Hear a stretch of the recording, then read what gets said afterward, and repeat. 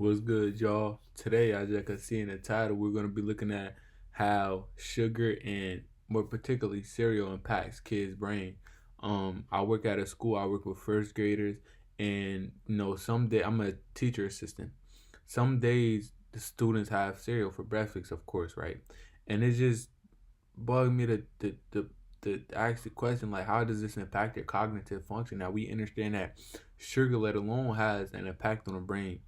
But sugar first thing in the morning for first graders, what does that do to their brain? Right? What does that really do? Now, this is a question I want to answer today.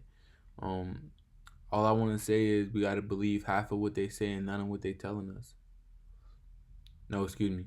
We gotta believe half of what we see and none of what is being heard. What they say, believe half of what you see and none of what they telling you. All right, and when they telling us a lot of shit, but it contradicts things based on science and based on evidence. Let's look into it. How sugar affects the brain. This is Ted Ed. Picture warm, gooey cookies, crunchy candies, velvety cakes, waffle cones piled high with ice cream. Is your mouth watering? Are you craving dessert? Why? What happens in the brain that makes sugary foods so hard to resist?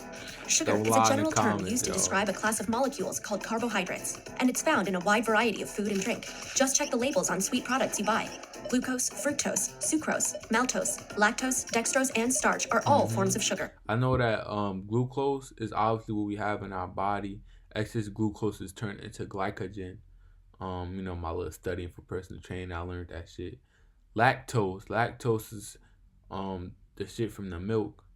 We have a lactase gene that is turned off at, if I'm not mistaken, age 3. And yeah, that's why a lot of people are allergic to milk, because that lactase gene is turned off. Because at age 3, after that, you stop drinking breast milk at a certain age. You feel what I'm saying? So you don't need that gene on no more. So we shouldn't be having that sugar at all. So are high fructose corn syrup, fruit juice, raw sugar, and honey.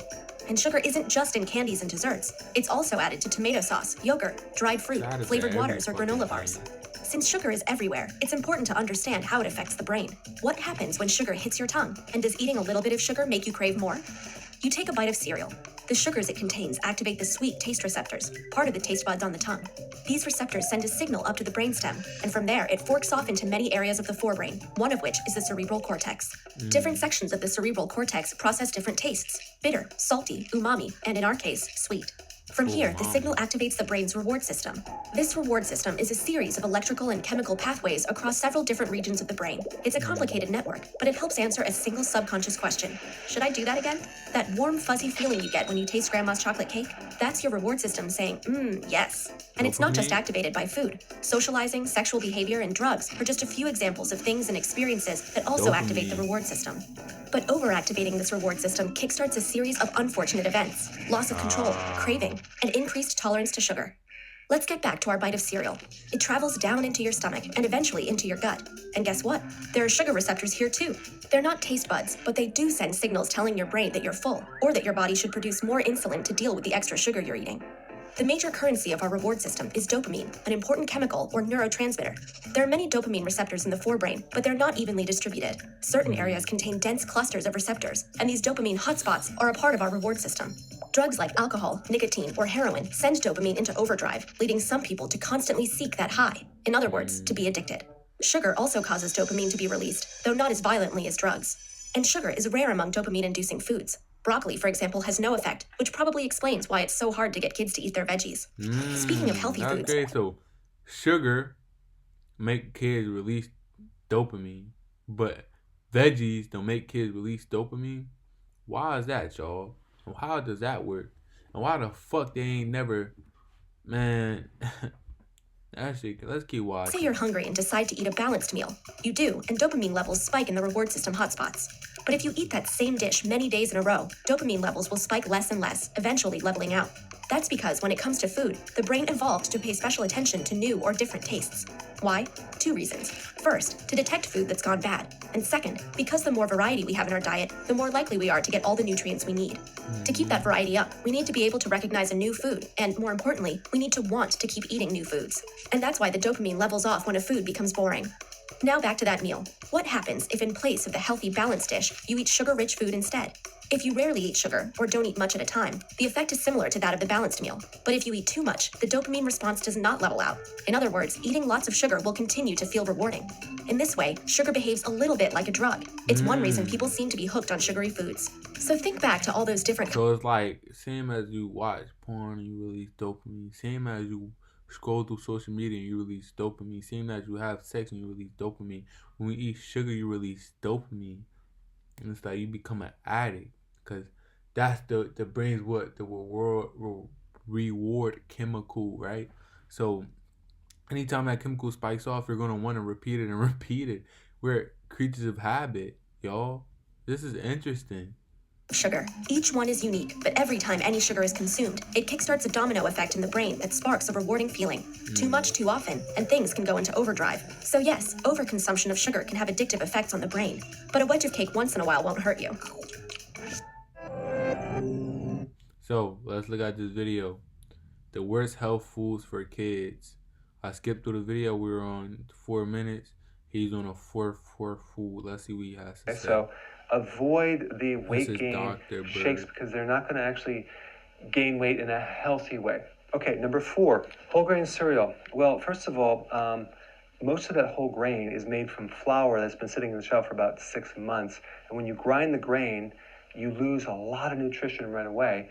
And anything that is refined grain, like breads, pasta, cereal, crackers, biscuits, waffles, pancakes, those foods... and also white rice is a refined, well, it's a refined carb, but yeah, the more you know. For children, should only be consumed in very small amounts, not in large amounts like you see with the pasta dinners and all that. You're just basically creating a situation where the child is raising their insulin and they're going to create obesity down the road, a lot of problems with sugar, and it's not the best food. So in place of that, you do proteins. Proteins are fine. A lot of vegetables that maybe they'd like. You have to find something. Fruits are totally okay for kids. Nuts, seeds for kids. There's even a great book that I have that you can get recipes for your child. And this is like the brownie and the cookies and the English muffins and the bread that you can make without the sugar or the flour. Pancakes, peanut butter cups, cookies, even ice cream. So this might be something that you want to get some ideas or recipes. All right, next video. We have this last video, y'all. What your child eats for breakfast we have what's really in your child's breakfast. Let's see. Hurting them. Let's talk about something that sets the tone for the entire day, your breakfast.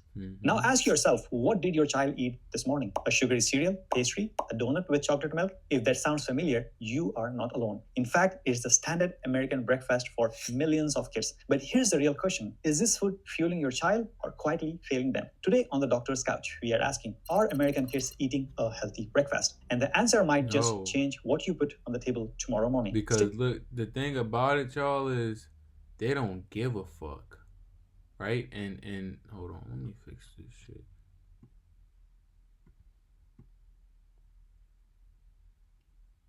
Alright, I fucked it up. The thing about it, y'all, is they don't give a fuck, right? They just want to make money, and they advertise and they use certain things. They put toys in cereals. They put toys in McDonald's so that our kids can come and eat this shit up. They're manipulators, y'all. This might change your morning forever.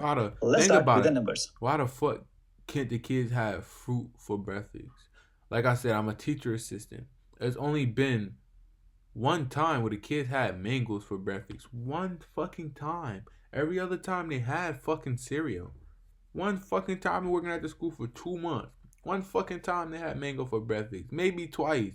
That's it. According to CDC and NHANES National Health and Nutrition Examination Survey, the most common breakfast food for American kids are sugary cereals, white bread, toast, pancakes, waffles, and processed breakfast bars. Over 90% of cereals marketed to kids have added sugar above recommended limits. Pair that with juice boxes, flavored yogurts, chocolate milk, or energy drinks, and you have got a blood sugar roller coaster before 8 a.m. If this sounds familiar, tag a parent who needs to see this. An important question is, why do kids crave this, and why do parents allow it? The answer is simple Because we just and complex. heard the Kids fucking crave dopamine centers, bro. because it gives a fast dopamine hit. Parents allow it because it's quick, cheap, and they're busy. And let's be honest, picky eaters make breakfast battles exhausting every day. Convenient doesn't mean healthy, and what starts as a quick fix can lead to a long-term damage. Here is a nutritional reality check. Let's take a popular combo: frosted cereal, 1 cup of 2% milk, a juice box. That's over 35 grams of sugar, the equivalent of 8 to 9 teaspoons before school even starts. Not only is this 5 times higher than the daily sugar limit. He just literally named what the fuck the kids eat. That's all they eat, my nigga. They heavy on a juice box. They love giving them kids them juice boxes. By American Heart Association for Children, it's also low in fiber, low in protein, and completely lacking in brain-boosting fats. It spikes blood sugar fast, then crashes it hard. That crash leads to mood swings, irritability, brain fog, and mid-morning hunger. Now, here's where it gets serious. Multiple studies, including research from Harvard T.H. Chan School of Public Health, have linked high sugar, low nutrient breakfast with increased ADHD-like behaviors, high risk of childhood depression and anxiety, disrupted gut-brain communication, early insulin resistance, and prediabetes. Even more alarming is a Nigga, what? Nigga, what? They don't give a fuck about none of us. And this time it's not about race. It's about fucking. Well, I don't know what the fuck they feeding the kids in other neighborhoods, but pretty sure your kid, black, white, or whatever the fuck you is, listen, they don't give a fuck. They want money. They want to fuck your kids up, because when a kid have these conditions, they getting money. Oh, now they gotta go to a therapist. You gotta pay for that shit. Oh, now they need ADHD medicine allegedly, and they gotta pay for that shit. Fuck out of here, bro. Fuck these people, bro. They believe that what chaos brings peace, and they creating chaos so they can try to bring peace with a fucking solution that's gonna keep selling you and selling you and selling you and selling you and selling you this shit, bro. disrupted gut-brain communication, early insulin resistance, and prediabetes. Even more alarming is a 2020 study in Nutrients Journal found that the poor diet quality in children may be associated with increased risk of neurodevelopmental disorders, including cognitive delay and emotional dysregulation. And while we are at it, ultra-processed breakfast foods have also been tied to inflammation, gut microbiome disruption, and even early onset cancers in adulthood, according to BMJ and Lancet Oncology. So what should kids be eating? Let's be real. It doesn't have to be perfect, but it has to be better. A healthy breakfast should include proteins like eggs, Greek yogurt, nuts, and butter, healthy fats like avocado, chia seeds, olive oil, fiber-rich carbs like oat, whole fruits, whole grain toast, hydration, water first, not sugar bombs. Here's a simple swap. Trade sugary cereal for overnight oats with berries and almond butter. Swap toaster pastries for a whole wheat wrap with eggs and spinach. Replace juice with water or a low sugar smoothie. No, your kid won't love it at first, but the science says they will think clearer, focus longer, and feel better. You feed the brain before the books. You do the hard things in life, you have an easy life. You do the easy things in life, you have a hard life.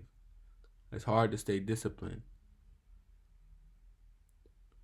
It's very hard to stay disciplined. Muhammad Ali said he hated every second of fucking training. Guess what he said? He rather hate every second of training and live his life as a fucking champion, or fucking not go to training and not be no fucking champion. You feel what I'm saying? So it's like, nigga, pick your struggle, nigga. Here's what I tell every parent before we talk about reading. Think about it, y'all. Either way, we're gonna struggle. Either way, like either we eat the sugar, we're gonna struggle because the sugar is doing this, that, and this. Either we eat all the sugar-filled breakfast, we're gonna struggle. Either we don't eat the sugar-filled breakfast and we have the struggle of craving that sugar, but we're gonna gain a benefit. Either way, we're struggling, but what struggle is worth more? You feel what I'm saying? Short dopamine hits or long-term longevity. And test scores, we have to talk about fueling the kid's brain, because food isn't just energy, it's information, and everyday breakfast is a message to your child's brain and body. This was the Doctor's Couch. If this episode opened your eyes, send it to a friend. Yes, sir. Ski. Gotta take care of the kids, y'all. They're the future and they want to attack them. They want to always